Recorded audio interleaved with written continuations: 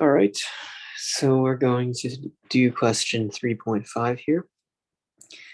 So we divide a rigid vessel into two parts using a magic partition. Let one side of the vessel filled with an ideal gas at 800 degrees Celsius and the other evacuated completely with a volume twice the size of the part filled with the gas.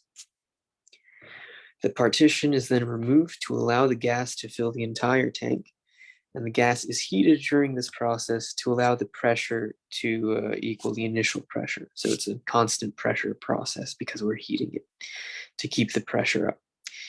What is the final temperature of the gas inside the vessel? All right.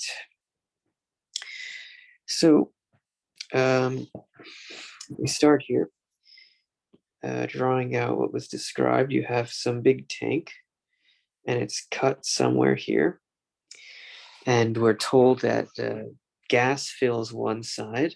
So I'll just put a check mark there, but the other side is completely empty.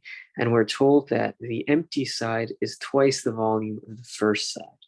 So if we say that this guy has volume whatever, then this side is 2v1.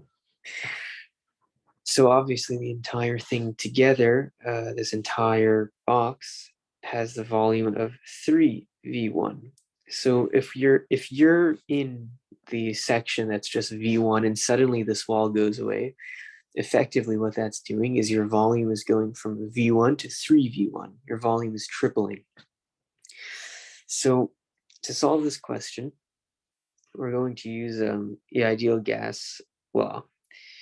And what we're going to do is say that P1 for the same gas, P1 V1 over T1 equals P2 V2 over T2, okay? And we know V2 is 3V1, so we can sub that in. And also we know we're told that the pressure is constant. So these two, if we divide by P1, which is equal to P2, then these go away. So this can be expressed as V1 equals 3V1. That's divided by T1. And this guy is divided by T2. And our job is to solve for T2. So we can rearrange this a little bit.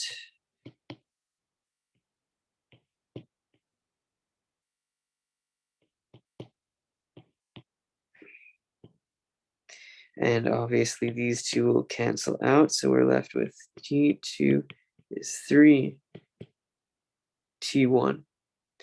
And we're told initially in the question that the temperature T1 was 800 degrees Celsius. Now, of course, whenever we work with such an equation where we're multiplying temperatures, we have to be using Kelvin. So if 800 degrees Celsius, don't know where there we go. Sorry about that. So, of course, 800 degrees Celsius is equal to 800 plus 273 in Kelvin. So 800 plus 273 is 1073 Kelvin. So T2 is 3 times that, which is equal to